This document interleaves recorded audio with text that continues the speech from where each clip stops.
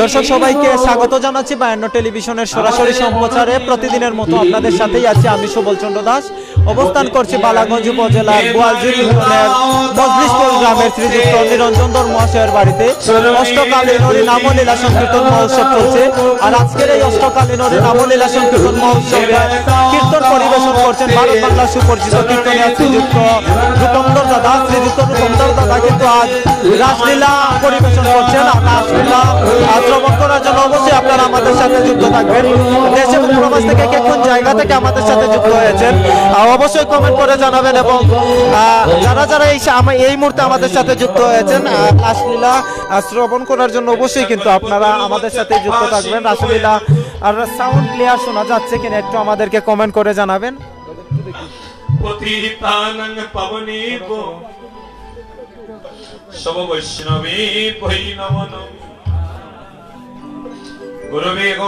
দর্শক যারা যারা আমাদের সাথে যুক্ত হয়েছেন একটু কমেন্ট করে জানাবেন যে লাইভের সাউন্ডটা ক্লিয়ার শুনতে পাচ্ছেন কিনা এবং কোন জায়গা থেকে আজকের এই রাসলীলা শ্রবণ করছেন অবশ্যই আপনারা কিন্তু কমেন্ট করে জানাবেন। এবং রাসলীলা কিন্তু অনেক দিন থেকে কিন্তু আমাদের সিলেট বিভাগে হয়নি, তো লাইভটি শেয়ার করে অন্যদেরকে দেখার সুযোগ করে দেবেন। যারা যারা আছেন অবশ্যই একটু কমেন্ট করে আমাদেরকে জানিয়ে দেবেন যে সাউন্ডটা ক্লিয়ার শুনতে পাচ্ছেন কিনা। ভক্ত বৈষ্ণবীর চরণধুলিতে কাছের দূরে রগণিত ভক্ত বৈষ্ণবের শোভা পদার্পণের শোভাগমনে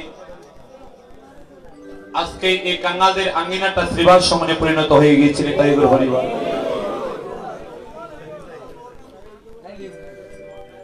যে তীর্থে বৈষ্ণব নাই সেই তীর্থে নাই যাই কিলা ভাটি দুর্দেশ। যতই বৈষ্ণবগণ সেই স্থান হয়ে বৃন্দাবনের সেই স্থানে হয়ে আনন্দ।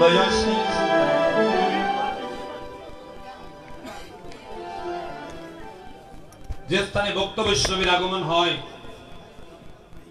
শাস্ত্র বলে সেই স্থান তীর্থে পরিণত হয়ে যায়। হরিবল।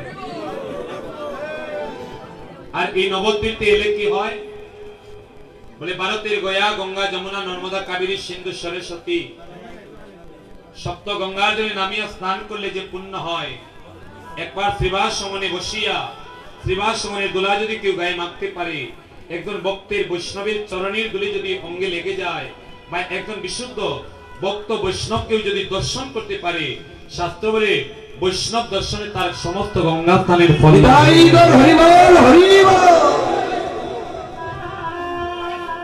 ভক্ত বৈষ্ণবের দর্শন মাত্র গঙ্গা স্নানের সমান ফল লাভ হয়। বৈষ্ণবের হৃদয়তে গোবিন্দের বিশ্রাম, গোবিন্দের বিশ্রাম। গোবিন্দ বলে নমঃ বৈষ্ণব পরাণে।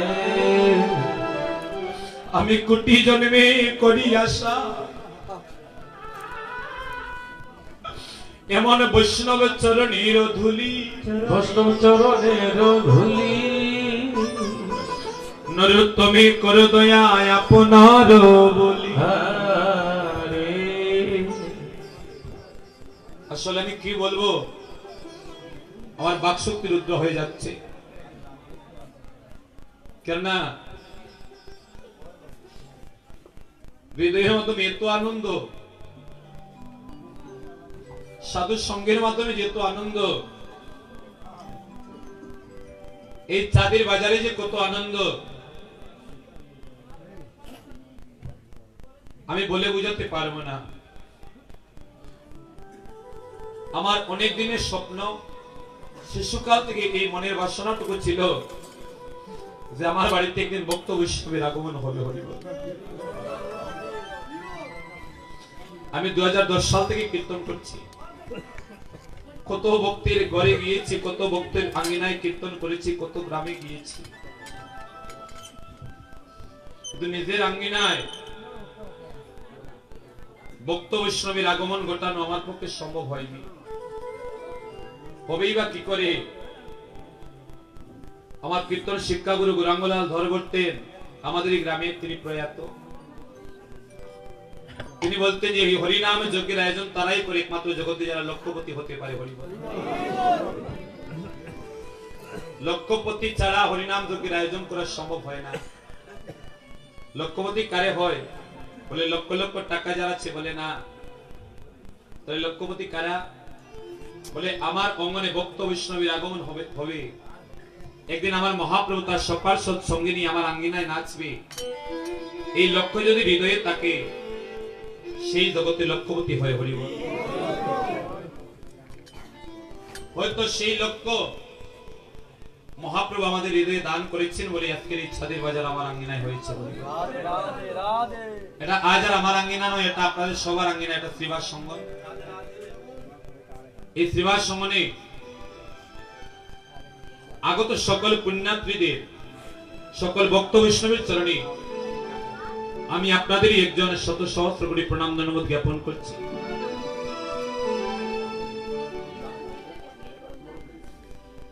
আমি প্রণাম জানাচ্ছি এক দিবা এক নিশি এই অষ্টকালের লীলা সংকীর্তনে যারা নিজের মনে করিয়া কীর্তন পরিবেশন করে গেছেন।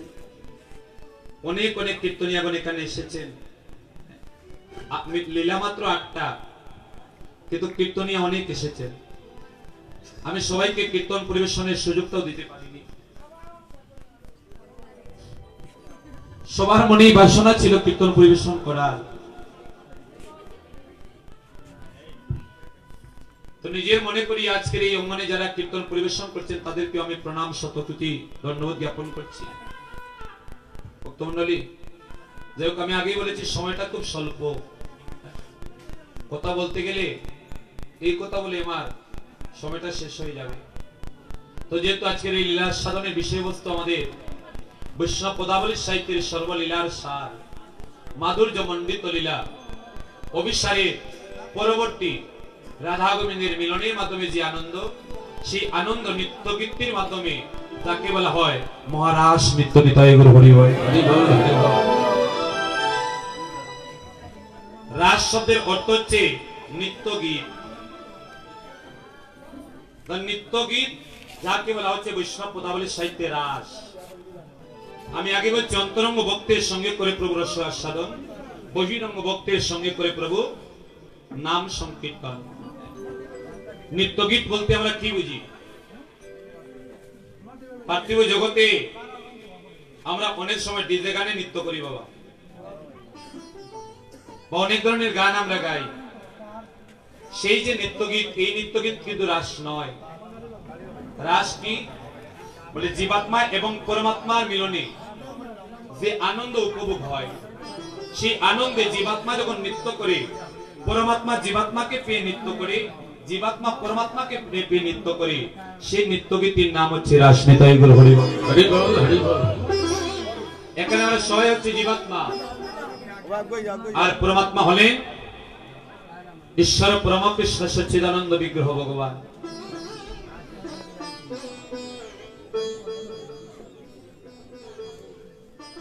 একটা কার এখানে রাস্তার মাধ্যমে যিনি রেখে এসেছেন, ওই কারের জন্য এখানে রাস্তাটা ব্লক হয়ে আছে। দয়া করে একটু সাইড করিয়ে রাখবেন। তাহলে জীবাত্মা আর পরমাত্মার মিলনে যে আনন্দ হয়, সেই আনন্দে যখন জীবাত্মাও নৃত্য করে, পরমাত্মাও নৃত্য করে, তখনই হয় মহারাস। নিতাই গুরু হরি বল। 84 লক্ষ জনই করিয়া ভ্রমণ, বহু ভাগ্যের গুণে দুর্লভ মানব জন্ম পেয়েছি। এখন এই মানব জন্ম পাওয়ার একটা উদ্দেশ্য আছে বাবা। বলে এই জন্ম কেন? বলে ভালো গাইব, ভালো করবো, এই জন্য নয়। মানব জন্মের মুখ্য উদ্দেশ্য হচ্ছে ঈশ্বরত্ব লাভ। যদি এই দেহে, যদি এই জন্মে আমার ঈশ্বরত্ব লাভ না হয়, যদি এই জন্মে পরমাত্মার সঙ্গে আমি লীন না হতে পারি, তাহলে বারে বারে আমাকে 84 লক্ষ জনই ভ্রমণ করতে হবে। হরিবল। আমরা সবাই হচ্ছে পরমাত্মার অংশ। এই পরমাত্মার অংশ যখন আবার পরমাত্মাতে লীন হয়ে যায়, আমি যখন আবার ভগবানের সঙ্গে লীন হয়ে যাব, সেই মিলনের মাধ্যমে যে আনন্দ, সেই আনন্দটাই হচ্ছে রাস। হরিবল। তো সেই রাসলীলা পরিবেশন করে যে আমি আপনাদের মনে কিঞ্চিত মাত্র আনন্দ দিতে পারবো, তার কোন যোগ্যতা আমার মাঝে নাই। তথাপিও দাঁড়িয়েছি আমি আপনাদেরই একজন।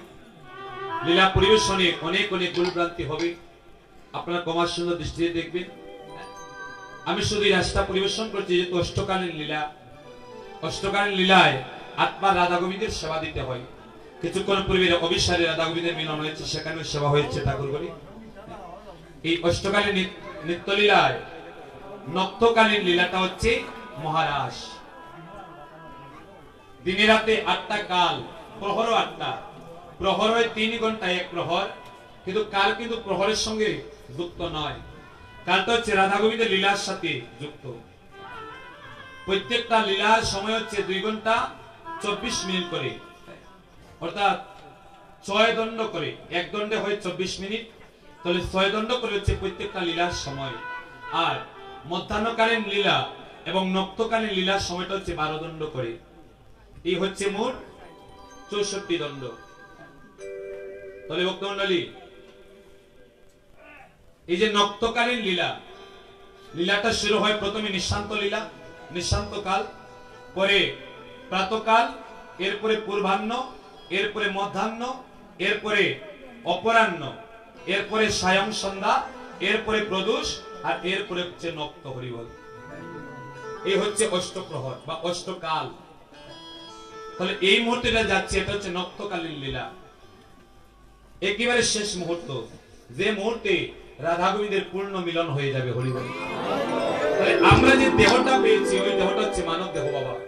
84 লক্ষ যদি ভ্রমণ করতে করতে একবারে শেষ দেহ হচ্ছে মানব দেহ। এই মানব দেহ পেয়ে যদি আমরা পরমাত্মার সঙ্গে লীন না হতে পারি, অষ্টকালীনের মাধ্যমে যখন একেবারে শেষ কাল, তখন রাসলীলা, এবং তখনই রাধা এবং গোবিন্দ এক হয়ে যাচ্ছে। তাহলে মানব জীবনের আমাদের 84 লক্ষ যদি ভ্রমণের শেষ জন্মটা হচ্ছে আমাদের মানব জন্ম। তাহলে এই মানব জন্মে যদি আমি ভগবানের সঙ্গে লীন না হতে পারি, তাহলে 84 লক্ষ যদি বারবার আমাকে ভ্রমণ করতে হবে, ত্রিতাপ জ্বালা পেতে হবে, সংসারে দুঃখ যন্ত্রণা আমাকে ভোগ করতে হবে। হরিবল। ওমাইরা, এই সংসারে আমরা সুখ পাওয়ার জন্য আসি না দুঃখ পাওয়ার জন্য আসি গো?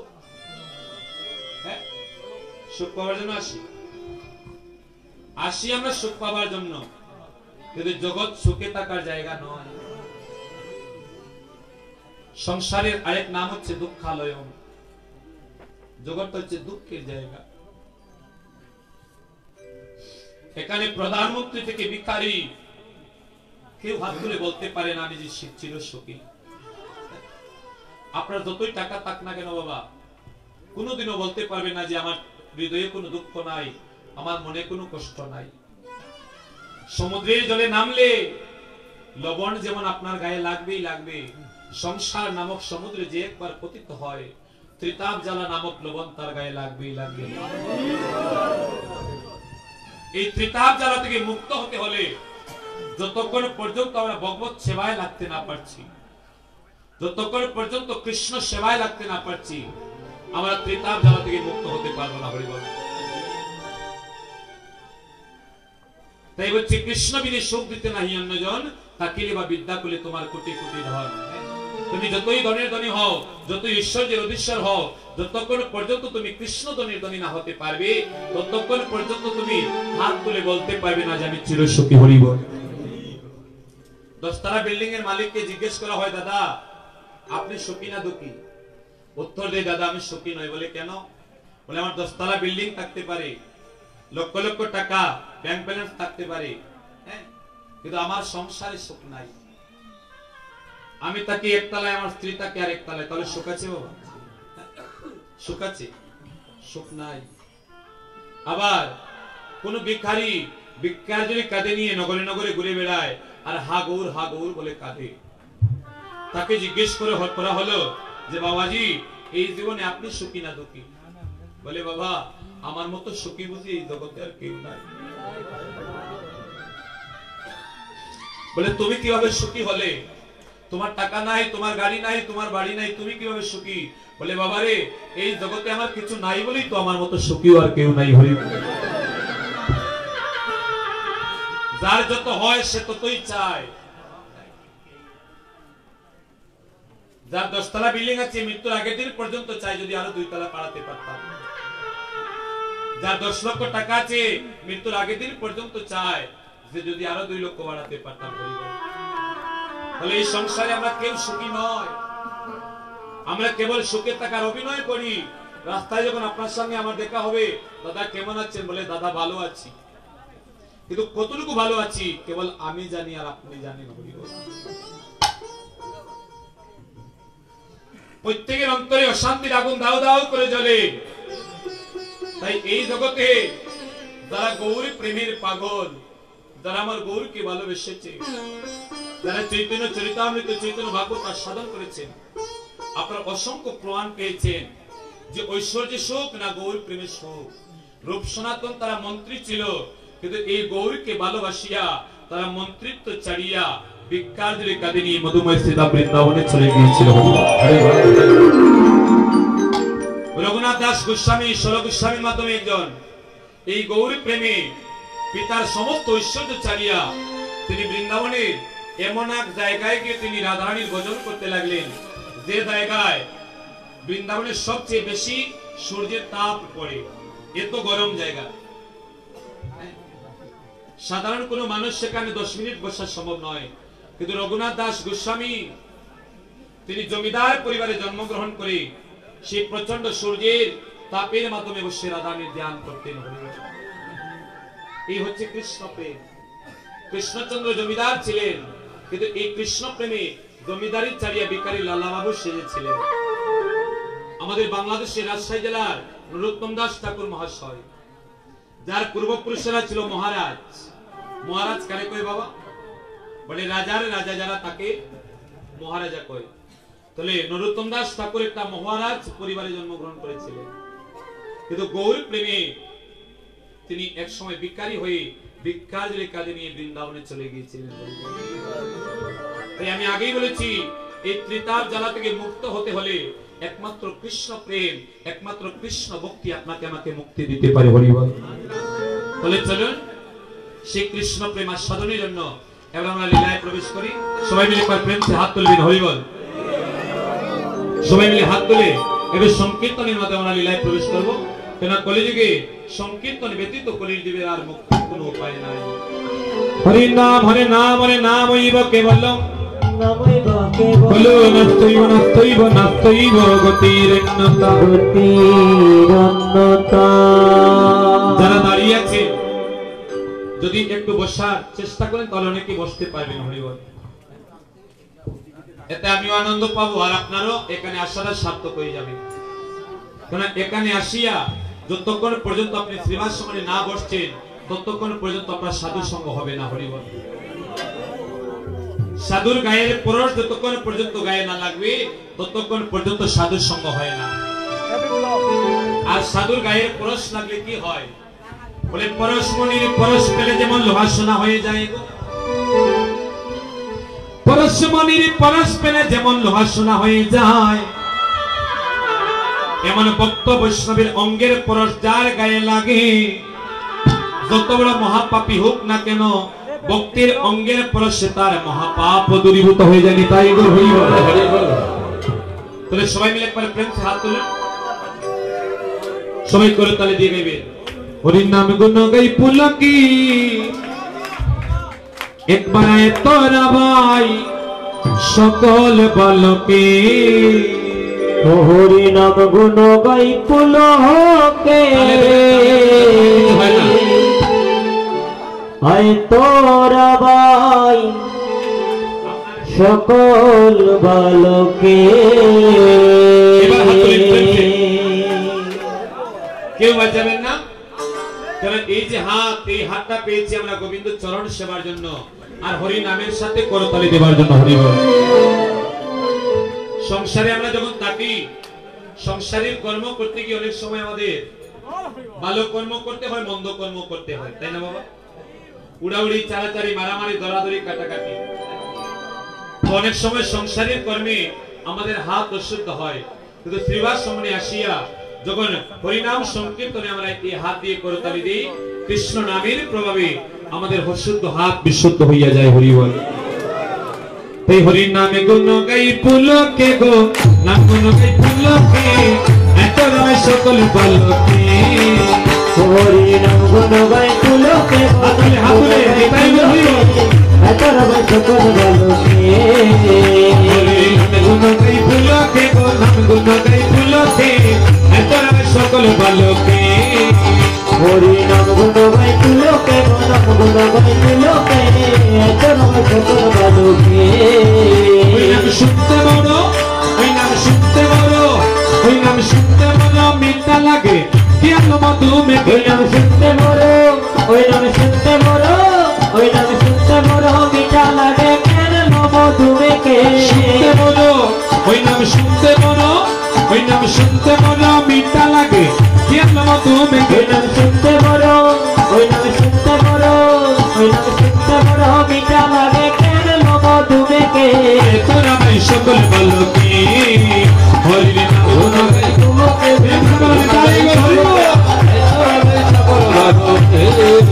গেল গেল রে বেলা তোর কীর্তনের চালা কোন ফুলে ভক্তি দূরে যা তোরে মালা গেল গেল রে বেলা করো কীর্তনের শালা বন ফুলে গতি দূরে কাতরে মালা গেল গেল রে বেলা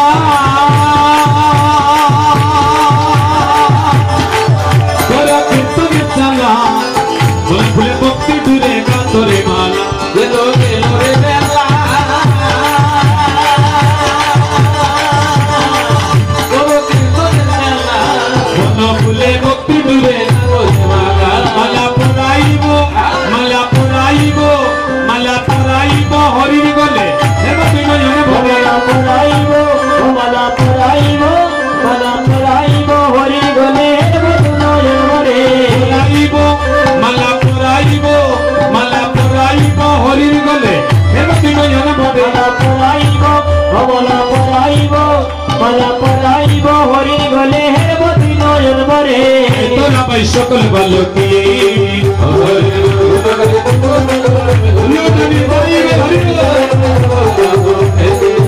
ভক্ত ছিল রে চলা হরি নামে অগ্নিকুণ্ডে তার পেল সে নামাইল দোলা রে কলা হরি নামে মা অগ্নি গুণে তন্মার সে আমার দুলা ভক্ত ছিল রে চলা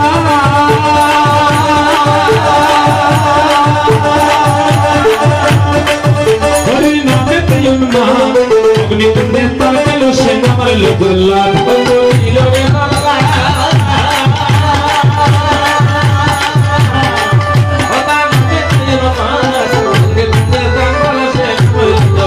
দয়াল হরিয়ে যারে কৃপা করে তারে মারতে কে পারে ওদের হরিয়ে যারে কৃপা করে তারে মারতে কে পারে হরিয়ে যারে কৃপা করে তারে মারতে কে পারে হরিয়ে যারে কৃপা করে তারে মারতে কে পারে তারে মারতে কে পারে তারে মারতে কে পারে তারে মারতে কে পারে দয়াল হরিয়ে যারে কৃপা করে তারে মারতে কে পারে হরিয়ে যারে কৃপা করে তারে মারতে কে পারে তোরা ভাই সকল বালকে হরি নাম গুণে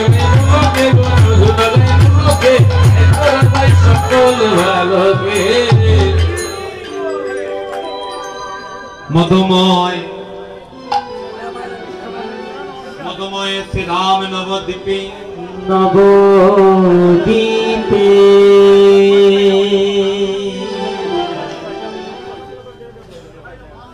আজ রজনী ভাবি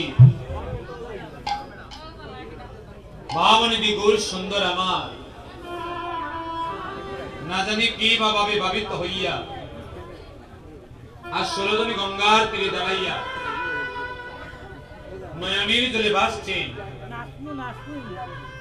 আর মনির বাসনা পূর্ণ হলো হলো বলে আজ আকুল প্রাণী ডাকছে আমার গৌরী সুন্দরীর মনির ভাব যেন আজ কেউ বুঝতে পারে না কি ভাবছি আমার গৌরী সুন্দরীর মনে উদ্দীপন হলো কি হয়েছে আমার গৌর হরি হঠাৎ করে আজ যমুনা যমুনা বলে আকুল হয়ে উঠলেন হরি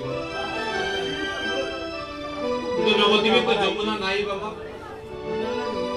নবদ্বীপে সুরধনী গঙ্গা আছে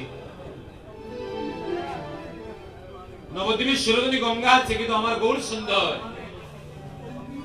আজ সুরধনী গঙ্গার তীরে দাঁড়াইয়া আজ যমুনা যমুনা বলে আকুল হয়ে গেলেন কেন যে আকুল হলেন নদী আর কেউ বুঝতে পারছে না। বৈষ্ণব কবি লীলার পাশে দাঁড়িয়ে সেই লীলা সাধন করছে।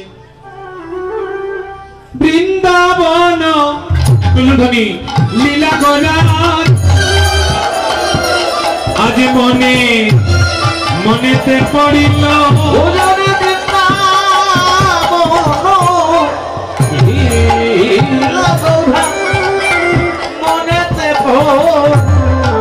পড়িল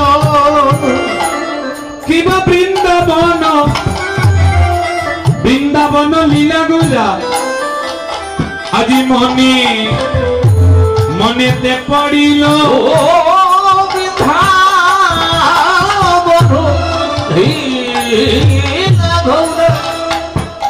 মনে পড়িল কিবা যমুনার যমুনার বাব সুর কিবা যমুনার বাব সুর যমুনার বাব সুর যমুনার বাব সুর কনিরে করিল যমুনার বাব সুর কনিরে করিল বলে এই কি রে তুই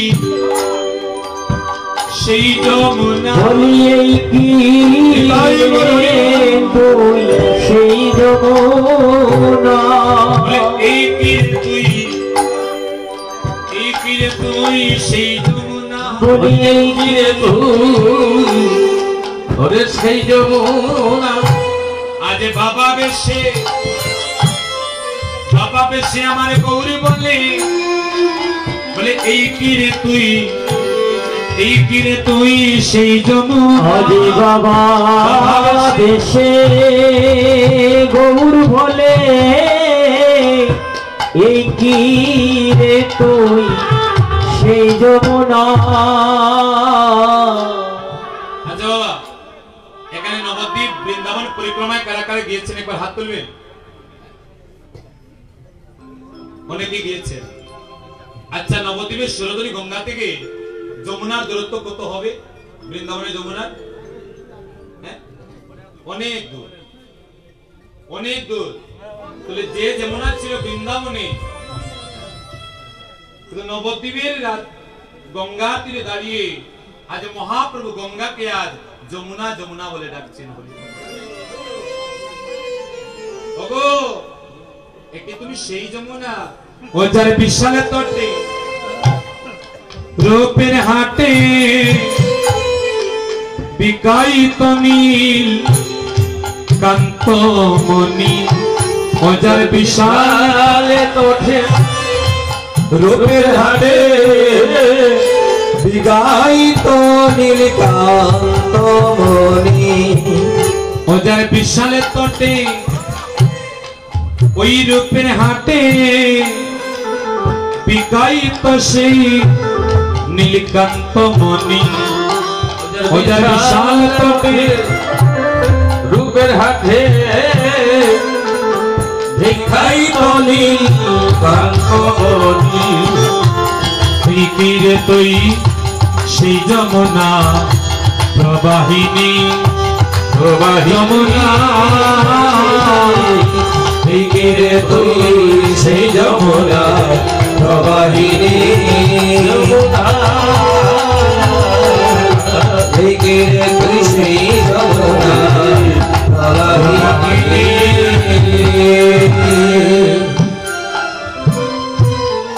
নবদ্বীপে সুরধনী গঙ্গাকে আর যমুনা বলে আখ্যায়িত করছেন আমার গৌর সুন্দর।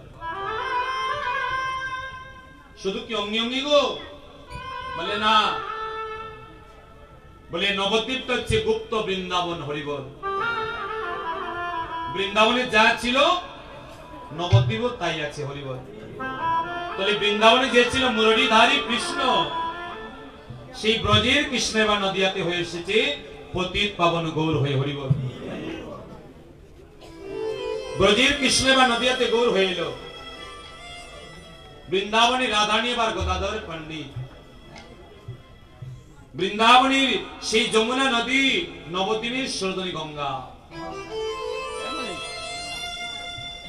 তাহলে মহিমায় এই নবদ্বীপ আর বৃন্দাবনের মাধ্যমে কোনো পার্থক্য নাই। যেই বৃন্দাবন সেই হচ্ছে নবদ্বীপ। তাই পূর্ব ভাব যখন আমার মহাপ্রভুর স্মরণ হয়েছে, আজ নবদ্বীপের সুরধনী গঙ্গাকে আজ যমুনা যমুনা বলে ডাকতে লাগলো। বলে এই কি রে তুই সেই যমুনা, বলি এই কি রে তুই সেই যমুনা। আজি বাবা বেশে আমার গৌরী বলে, বলে এই কি রে তুই সেই যমুনা। আজি বাবা আমার গৌর বলে, বলি এই কি রে তুই সেই যমুনা। এই কি রে তুই সেই যমুনা, এই কি রে তুই সেই যমুনা। এই কি রে তুই সেই যমুনা, এই কি রে তুই সেই যমুনা। আজি বাবা বেশে গৌরী বলে, এই কি রে তুই হরি বল হরি বল হরি বল হরি বল হরি বল হরি বল হরি বল। ফুল বন দেখি বৃন্দাবনে বনের সমান, ওরে কি ওরে বলে মনের সমান। নবদ্বীপে সুরধনী গঙ্গা তীরে কিছু ফুলের বন দর্শন করে আমার মহাপুরুষ সেই ফুল বনকে আজ বৃন্দাবন বলে আজ আকুল হয়ে সেখানে লুটিয়ে পড়ছেন। হরিবল ফুলের বনকে আজ বৃন্দাবন ভাবছে। শুধু কি তাই, সহচর কিবা গোপীগণ, হরে সহচর গোপীগণ, সহচর গোপীগণ, সহচর গোপীগণ। মনে অনুমান, হরে সহচর গোপীগণ, মনে অনুমান। বলি এরাই আমার ব্রজের গোপী,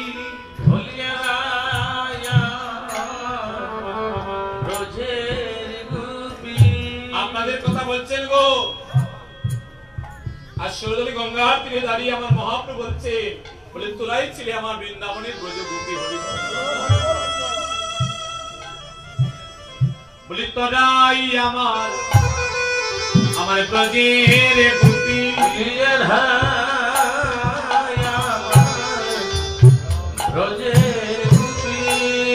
আমি যাদের সনে ব্রজে রাস করেছি, বলি তোরাই আমার ব্রজের গোপী। রোজে রাস করেছি,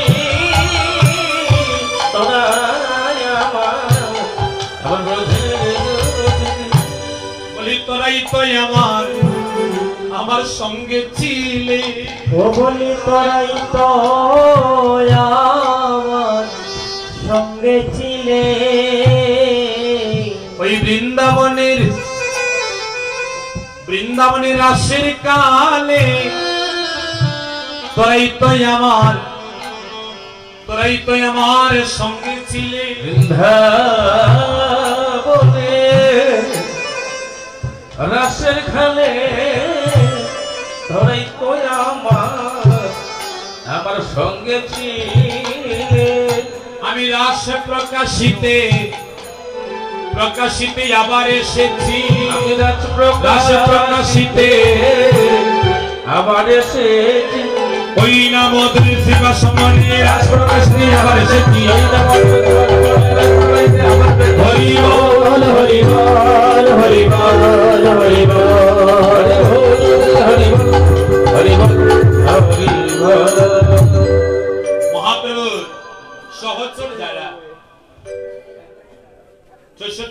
দ্বাদশ গোপাল অষ্ট কবিরাজ, আমরা সবাইকে জানি তারা পুরুষ, কিন্তু মহাপ্রভু বলছে না না, তোরাই আমার ব্রজের গোপী, তোদেরকে নিয়ে আমি বৃন্দাবনী রাসমঞ্চে রাস করেছিলাম। হরিবল।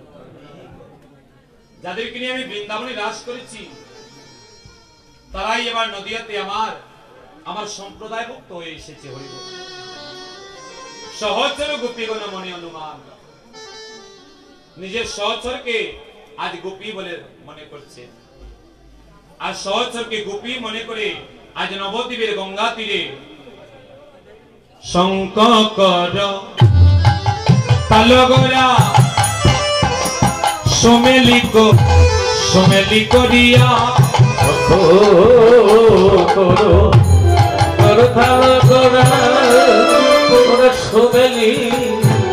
সোমেলি করিয়া দেখো তার মাঝি আজ নাচে গোরা গোরা জয় জয় জয় জয় বিয়ামি তাই গোর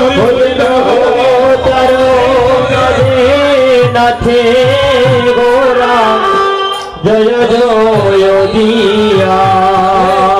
দেখো তার মাঝি নাচে গোরা জয় জয় জয় জয় দিয়া। দেখো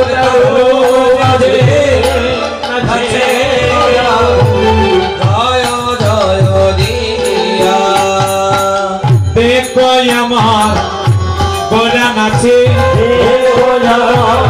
গোরা নাচে, আমার গোরা নাচে, আমার গোরা নাচে, হেমদণ্ড বাহু তুলে দেখো আমার গোরা নাচে।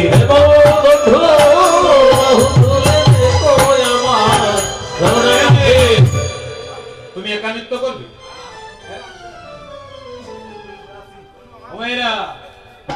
কোন ঘরে যদি চুয়াচে রূপ আসে একজনের হয়,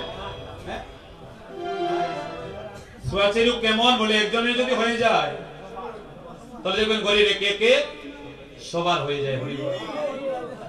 তাহলে কৃষ্ণ প্রেমটা হচ্ছে ঠিক তেমন, ঘরে একজনের যদি কৃষ্ণ প্রেমের উদয় হয়ে যায় ওই ঘরে একদিন না একদিন সবাই কৃষ্ণ ভক্ত হয়ে যাবে। তাই একজন যদি ভক্তির পথে যায় একদিন গোটা সংসারে সবাইকে সে ভক্তির পথে নিয়ে যাবে। বলে আজ যখন গৌর নৃত্য করছে আজ নিতাই চাঁদা বসে রইতে পারল না। দেখো আমার নিতাই নাচে, দেখো আমার নিতাই নাচে, দেখো আমার নিতাই নাচে, মহাপ্রভুর পাশে পাশে দেখো আমার নিতাই নাচে,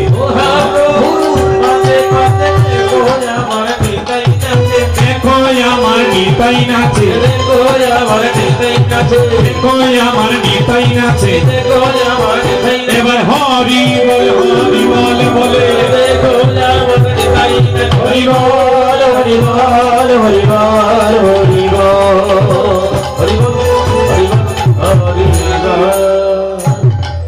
এবার গৌর সুন্দরের সঙ্গে সঙ্গে আমার নিত্যানন্দ চাঁদ নৃত্য করতে লাগলেন। শুধু কি গৌর নিতাই না না, আমার অদ্বৈত নাচে রে, অদ্বৈত নাচে রে, অদ্বৈত নাচে রে, অদ্বৈত নাচে রে, এনেছি এনেছি বলে অদ্বৈত নাচে রে, এনেছি এনেছি বলে অদ্বৈত নাচে রে, এনেছি এনেছি বলে অদ্বৈত নাচে রে, এনেছি এনেছি বলে অদ্বৈত নাচে রে। অদ্বৈত নৃত্য করছে আর হুৎকার করে বলছে আমি এনেছি আমি এনেছি। কি আনলো গো? অদ্বৈত প্রভু কি আনলো? আমাদের সুনামগঞ্জে লাহোর পরগনা তাহিরপুর থানার নবগ্রামের অদ্বৈত আচার্য আজ গৌরব করে বলছে আমি এনেছি। কাকে? বলে তাকে সহজে আনা যায় না, আমি তাকে এনেছি। যোগীগণ যুগ যুগ সাধনা করে যার দর্শন পায় না, মুনিগণ যুগ যুগ ধ্যান করে যাকে পায় না, আমি তাকে নদিয়ায় এনেছি। ব্রজের কৃষ্ণকে আমি ব্রজ থেকে নদিয়ায় গৌর করে নিয়ে এসেছি। আপনারা জানেন 14 বছর সাধনা করে এই অদ্বৈত আচার্য গোলকের আসন থেকে গোলকের হরিকে গৌর রূপে নদিয়ায় নিয়ে এসেছে। আজ কত আনন্দ অদ্বৈত আচার্যের মনে। যখন গৌর নৃত্য করছে বলছে আমার মনের বাসনা আজ পূরণ হলো, ওই আমার মনের বাসনা পূরণ হলো। যে বাসনা গুলোকে আমার পূর্ণ হয়নি সেই বাসনাই আজ আমার পূরণ হলো। যে বাসনা গুলো কেটে দণ্ডলী এই রাসলীলা শুনতে হলে একেবারে একাগ্র চিত্ত নিয়ে শুনতে হবে, প্রত্যেকটা কথার মাধ্যমে মন রাখতে হবে, নতুবা রাসলীলার সাধন হবে না। অদ্বৈত আচার্য নৃত্য করছেন আর বলছেন আজ আমার মনের বাসনা পূর্ণ হলো। গোলক বৃন্দাবনের রাসমঞ্চে আমার মনের বাসনা পূর্ণ হয়নি। কারণ কি, এই যে অদ্বৈত আচার্য তিনি ছিলেন পূর্ব লীলার দেবাদিদেব মহাদেব। ভগবান গোলক বৃন্দাবনে প্রত্যেকদিন ব্রজগোপীর সঙ্গে রাস করতেন। যে রাস হতো যোগমায়াকে আশ্রয় করে। প্রত্যেকদিন নক্তকালে রাধারানী যখন রাসমঞ্চে যেতেন তখন রাসলীলা হতো। তো প্রত্যেকদিন যখন যোগমায়া রাসমঞ্চে যান, একদিন দেবাদিদেব মহাদেব নিদ্রা ভেঙে দেখছে তার স্ত্রী পার্বতী কোথায় যেন গভীর রজনীতে চলে যাচ্ছে। ও গৌরী, গৌরী, এই গভীর রজনীতে তুমি আমাকে ছেড়ে কার সঙ্গে দেখা করতে যাচ্ছ? গভীর রাতে যদি স্ত্রী স্বামীকে পাকি দিয়ে চলে যায়, স্বামীর মনে কি হবে বাবা? সন্দেহ জাগবে। তাহলে মহাদেবের মনে প্রশ্ন জাগলো, সন্দেহ জাগলো যে এত গভীর রজনীতে পার্বতী কোথায় যাচ্ছে। এখন পার্বতী তো অপকটে কিছু বলতে পারছে না, কারণ আছে। বলে রাসমঞ্চে যে রাসলীলা হয়, সেই রাসমঞ্চে একমাত্র নারীদের প্রবেশের অধিকার আছে, কোন পুরুষের সেখানে প্রবেশের অধিকার নাই বলে। পার্বতী মনে মনে ভাবতেছেন আমি মহাদেবকে কিভাবে বলবো যে আমি রাসমঞ্চে যাচ্ছি। যদি একথা বলি আর দেবাদিদেব যদি আমার সঙ্গে যেতে চায়, তাহলে আমি কিভাবে রাসমঞ্চে নিয়ে যাব? সেখানে তো পুরুষের প্রবেশের অধিকার নাই।